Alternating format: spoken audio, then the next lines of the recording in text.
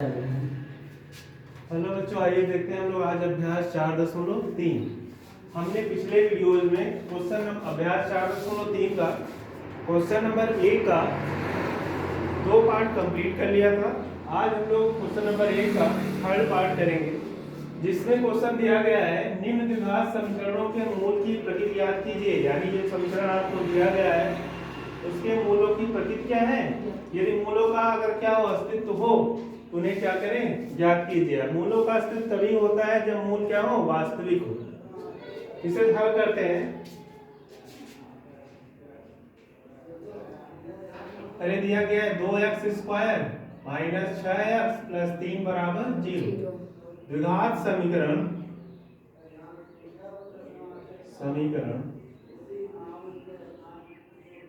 ax² plus bx plus c बराबर 0 से तुलना करने पर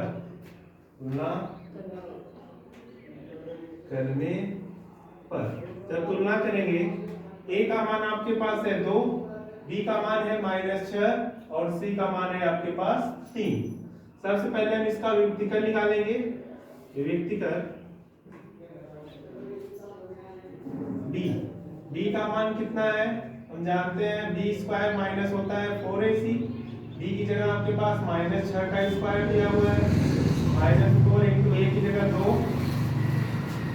और c की जगह आपके पास है 3। 6 का स्क्वायर 36 होता है और 4 दूनी 8, 8 त्रिक होता है 24।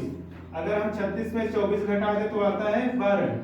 अब देखेंगे चूंकि b ग्रेटर देन 0, b की वैल्यू कितना आया है, 0 से बड़ा है, क्योंकि 12 है तो मान 0 से क्या है, बड़ा है।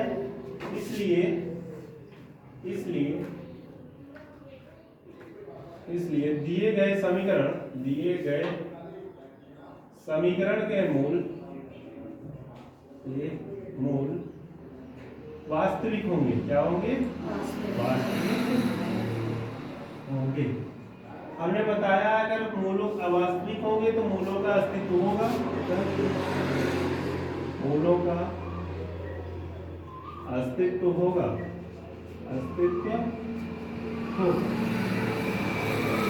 उसने बोला था कि अगर मूलों का अस्तित्व हो तो उन्हें ज्ञात भी कीजिए। मुझे मूल निकालने के लिए हमें फॉर्मूला पढ़ा था, चूंकि x बराबर फॉर्मूला पढ़ा था -b प्लस माइनस करनी में b² माइनस 4ac। ये हमने फॉर्मूला पढ़ा था। बटे में क्या होता है 2a। वैल्यू रख दें।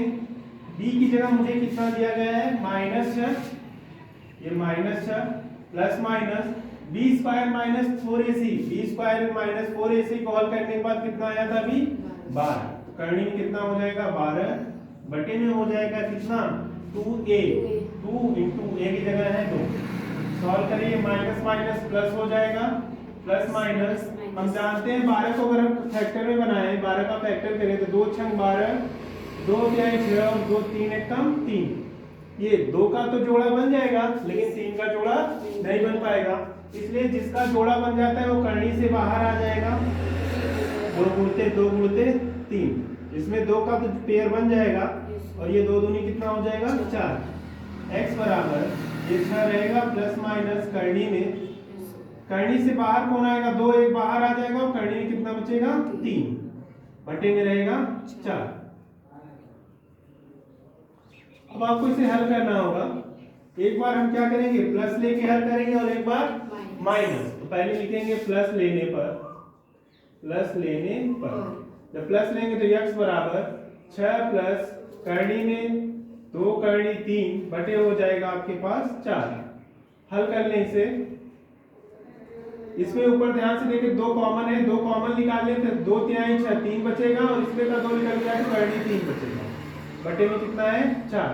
2 एकम 2, 2 दूनी x का मान आएगा, पहला मान 3 प्लस √3 बटे 2। ये पहला मान हो गया। इसी साइड माइनस लेने पर जब माइनस लेंगे तो x का मान आएगा 6 माइनस 2 करनी 3 बटे 4। हम क्या करते हैं, यहाँ एक में प्लस लगा एक माइनस, पहले प्लस वाला लिया तो प्लस लगा के लिखा, माइनस वाला लिया तो माइनस लगा के लिखा। हल करें, x बराबर हो जाएगा, इसमें 2 कॉमन निकाल ले तो 2 2 तिहाई 6 और इसमें का 2 निकल गया तो करनी 3 बटे में 4, ये कट जाएगा 2 1 कब 2 2 दूनी 4। यक्स का मान आएगा 3 माइनस करनी 3 बटे में हो जाएगा 2। ये था यक्स का दूसरा मान।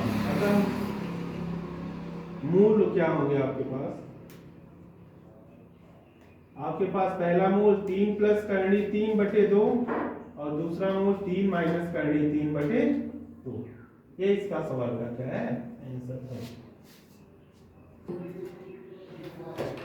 आइए देखते हैं क्वेश्चन नंबर 1 तो कंप्लीट हो गया। क्वेश्चन नंबर 2 जिसमें दिया गया निम्न प्रत्येक विघात समीकरणों में के का ऐसा मान ज्ञात कीजिए कि उसके दो बराबर मूल हो। आपको एक समीकरण दिया गया है जिसमें समीकरण का मान आपको क्या करना है 2x² + kx + 3 = 0 दिया गया है। इसमें आपको k का ऐसा मान ज्ञात करना है कि जो दिया गया समीकरण है इसके दो बराबर मूल प्राप्त हो।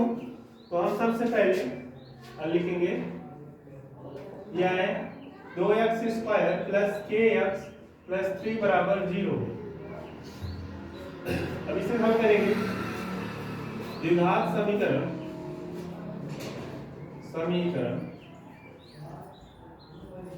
ax² + bx + c = 0 से तुलना करने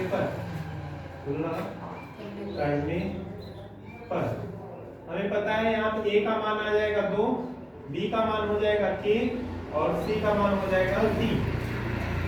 चूंकि दो बराबर मूल प्राप्त हो, दो बराबर मूल प्राप्त हो, इसलिए d इक्वल आपको क्या करना होगा 0। d का मान 0 के बराबर और हम d का मान जानते हैं b² माइनस कितना होता है 4ac = 0।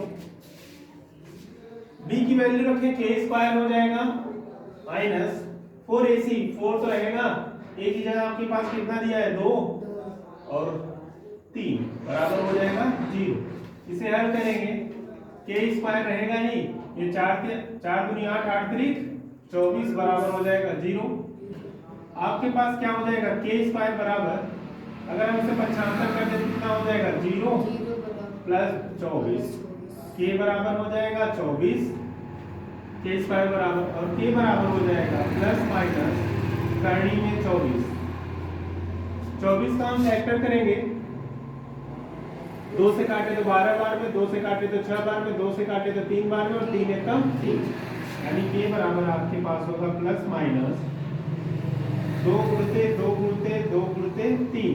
जिसका जोड़ा बन जाएगा वो करनी से बाहर, जिसका नहीं बनेगा वो करनी के अंदर, यानी k का मान प्लस माइनस ये 2 बाहर आ जाएगा और जो बचेगा गुणा कर दो 2 तिहाई 6। इस दिए हुए सवाल का यही आंसर है कि अगर हम k का मान 2 करनी 6 रख दे, चाहे प्लस में रख दे चाहे माइनस में, उसका मूल क्या हो जाएंगे बराबर हो जाएंगे। आइए देखते हैं क्वेश्चन नंबर 2 का सेकंड पार्ट, जो कि 2 में लास्ट पार्ट है इसका। चलिए क्वेश्चन दिया गया है, हल करते हैं इसे। ये दिया गया है kx x - 2 + 6 = 0। थोड़ा इसे हमें क्या करना होगा, पहले kx का इस ब्रैकेट में गुणा करना होगा। जब kx का x में गुणा करें तो kx² हो जाएगा, माइनस kx में 2 का गुणा करें 2kx हो जाएगा और प्लस 6 = 0। अब ये द्विघात समीकरण के रूप में दिखने लगा। तो द्विघात समीकरण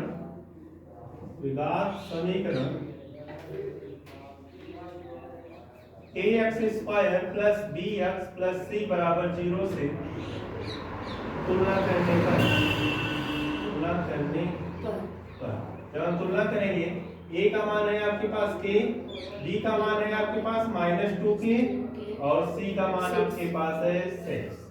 हमें चूंकि दो बराबर मूल प्राप्त हो, दो बराबर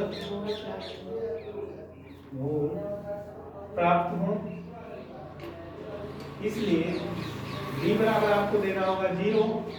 हम जानते हैं d का मान आपके पास होता है b² - 4ac बराबर हो जाएगा 0।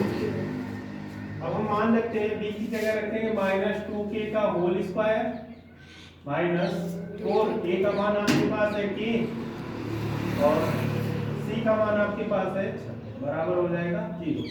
सॉल्व करें, 2 का स्क्वायर होता है 4 और ये हो जाएगा k² -4 × 24 और ये हो जाएगा k बराबर 0।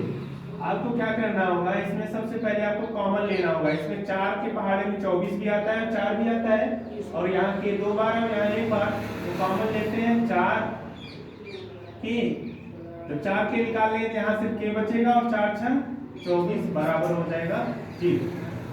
यानी क्या हो जाएगा, हमारे पास आएगा 4 के ब्रैकेट में k - 6 बराबर 0।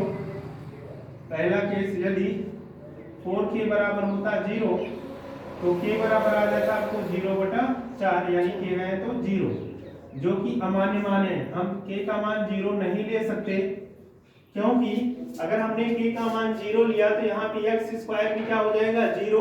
अगर x स्क्वायर 0 हो गया तो द्विघात समीकरण नहीं हो रह जाएगा, इसलिए k का मान हम 0 कभी भी नहीं ले सकते। दूसरा, यदि k - 6 बराबर 0, k बराबर हो जाएगा 0 प्लस का 6, या कहे तो k बराबर हो जाएगा 6, यही इसका मान है। अतः आंसर में आपके पास k बराबर कितना होना चाहिए, 6। ये दिए हुए सवाल का आंसर है। आज हम लोगों ने अभ्यास 4.3 का क्वेश्चन नंबर 2 का दोनों पार्ट कंप्लीट कर लिया। नेक्स्ट क्लास में हम लोग क्वेश्चन नंबर 3 को पढ़ेंगे। मिलते हैं।